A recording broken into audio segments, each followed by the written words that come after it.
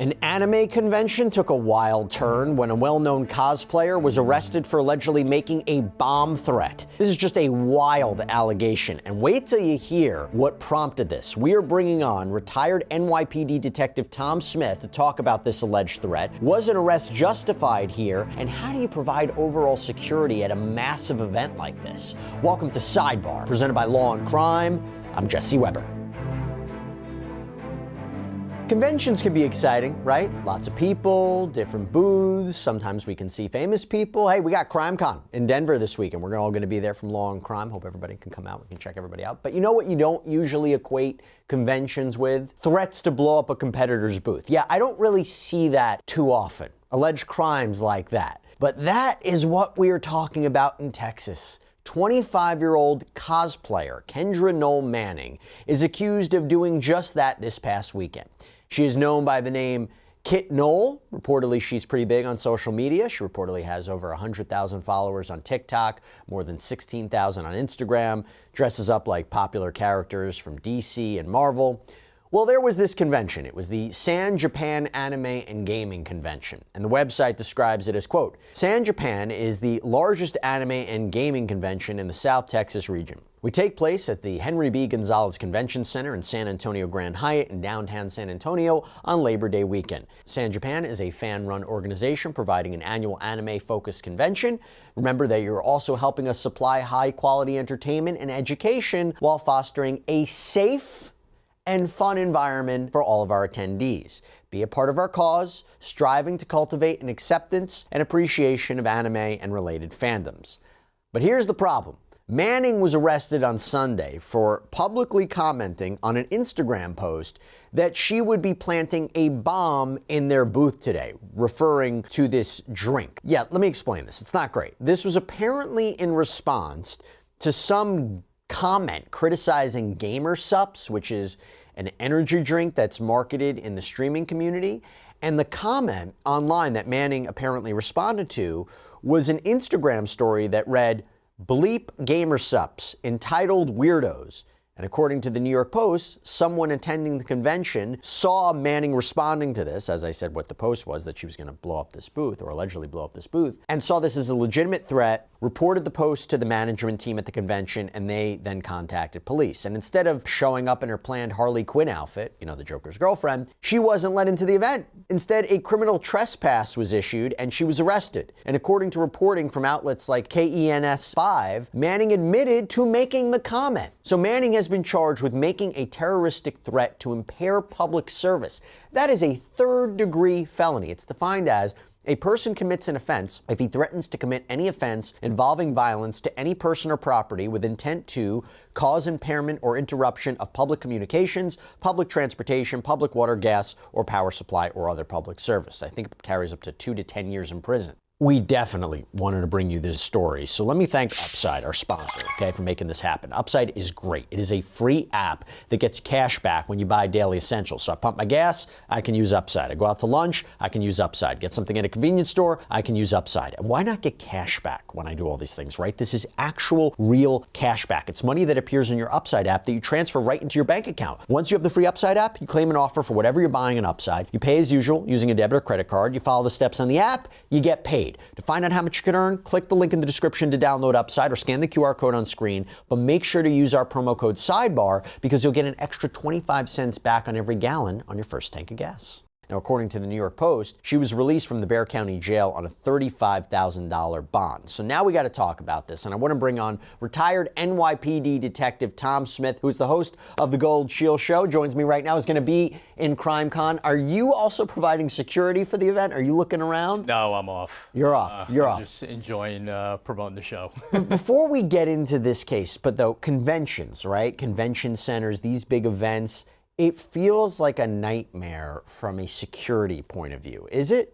It is, because you have so many entities that are there. You have the participants that are there. You have the outside security. You have visitors, guests, you know, special events that go on. So there's a lot of coverage that's needed security-wise, both inside and outside. This had 30,000 attendees going to this, right?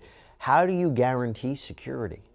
How do you do it? You do your best at doing it. You try to, check as many people as you can, bags, megatometer, all that to make sure no one's bringing any weapons in. If there's any canine dogs or bomb sniffing dogs available, they'll be on site. So you try to show as much as you can with providing a sense of security that everyone can have a good time and relax and not have to worry about it. Are you checking the social media accounts, the online activity of participants, people attending, or is that just impossible to do? That's hard to do with that many people, and probably over such a broad range of social media accounts. That would kind of be hard to do.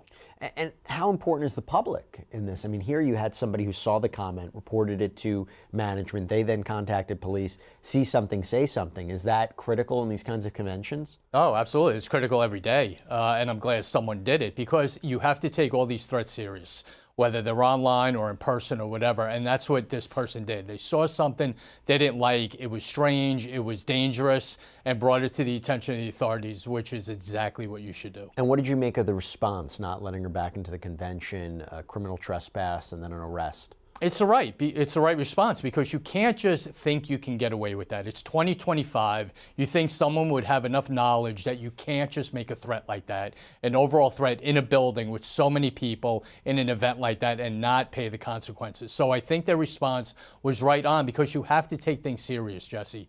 With the things going on around the world and in this country now, if the worst part is not to do anything, because what could happen are devastating. Are you surprised that you're seeing something like this at a convention where it's like-minded people, they're all in the same interests, they're all, it's a collaborative community, whatever it is, to see something like this? Are you surprised? Yes, I am, because everyone, you mentioned CrimeCon. Everyone in CrimeCon is kind of on the same page and there for the same reason, with the same mentality, and the people that are there are all there to have a good time and to kind of look and see the people they follow and so forth. So it's a relaxed atmosphere and a relaxed event. And the last thing you want is something like this, but if it needs to be stepped up on a security level or a law enforcement level, it needs to be. Let's get into the specifics of this case, though.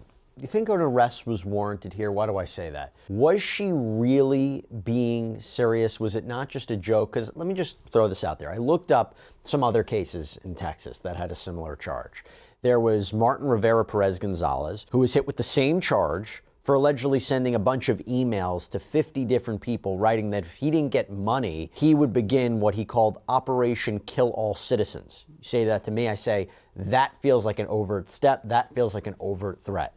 You had two students in Texas who were arrested for threatening to shoot up their high school, even though one apparently didn't have a firearm, but a second student allegedly suggested he could provide the weapons. Both of those examples feel more egregious than what happened here. Yeah, I agree. But it depends on who the DA is, who the cops are, the atmosphere of what's going on, and the thought of, we can't let this keep going on, or it's going to keep going on, and one day it's going to be real, and one day it's going to be legitimate. And it's a hold people accountable for their actions on whatever level they may be. She may have 1 million or so followers and maybe think she could get away with doing something like this. And sometimes those people have to be reeled in, and reality has to settle in, and justice has to come forward. But if she had no bomb-making materials, if there were no plans set in motion that she was actually going to do this, and it was an offhanded comment, a wrong comment, clearly, is this really going to lead to a prosecution? And by the way, if she made it publicly on a public platform like Instagram, was she really being serious? No, I don't think so. I think the right move in my mind would have been, hold her, do a quick sweep of the area, interview her, check her social media account even further to see if she's done this before, there's any history of this.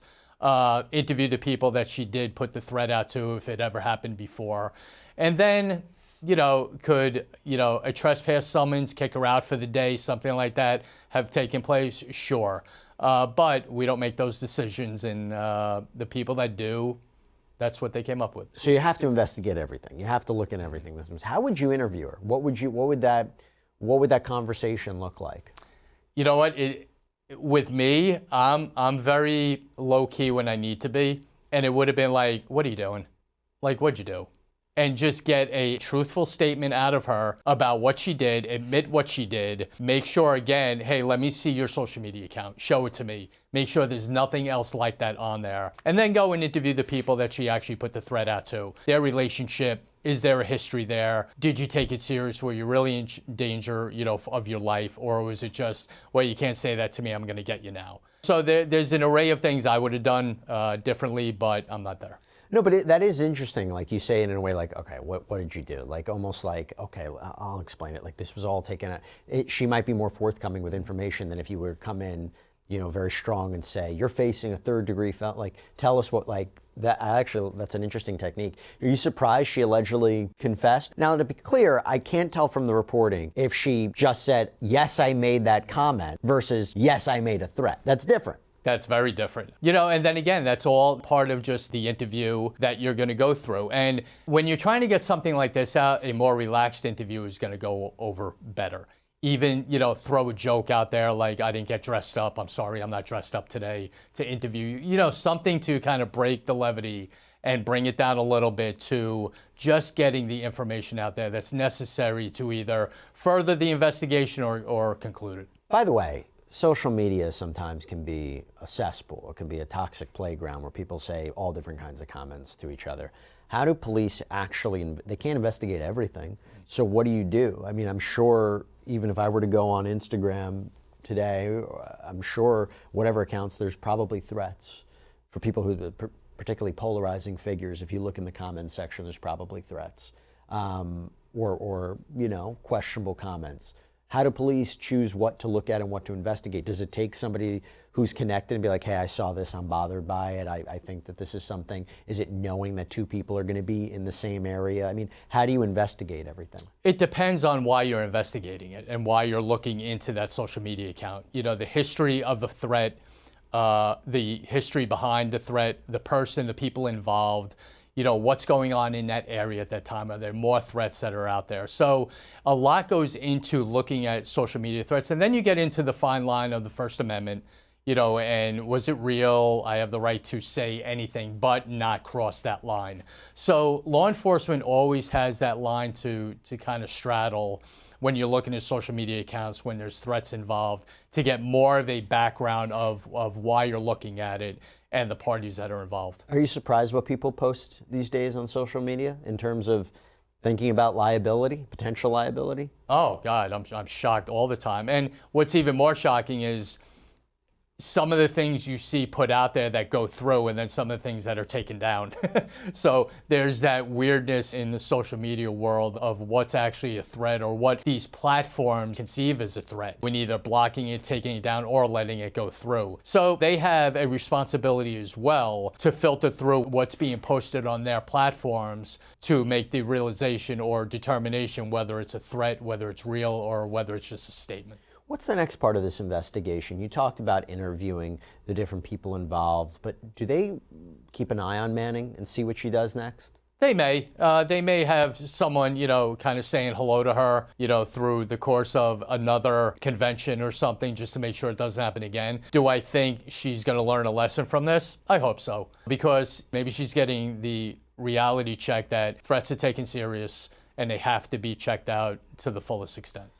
Well, look, it's kind of distressing in a big public event like this to see something. But you and I, we're both going to be at an event ourselves. We're both going to be at CrimeCon. I'm actually doing a panel with Ashley Banfield and Elizabeth Milner and Anjanette Levy. We're doing it about Luigi Mangione. But you're going to be there as well for Gold Shields, right? Yes, I am. Can't wait. We're on Creator Row this year, which we got invited to be on, which is a big deal for us. And awesome. We're just looking forward to it. There's so many people that we've gotten to know and been friends like us that are all going to be there now, so it's going to be a great time. Okay, I'm happy to see you there. I'm looking forward to it. Tom Smith, thanks for taking the time. Always a pleasure, Jesse. Thank you. And that is all we have for you right now here on Sidebar. Everybody, thank you so much for joining us. And as always, please subscribe on YouTube, Apple Podcasts, Spotify, wherever you should get your podcasts. I'm Jesse Weber. I'll speak to you next time.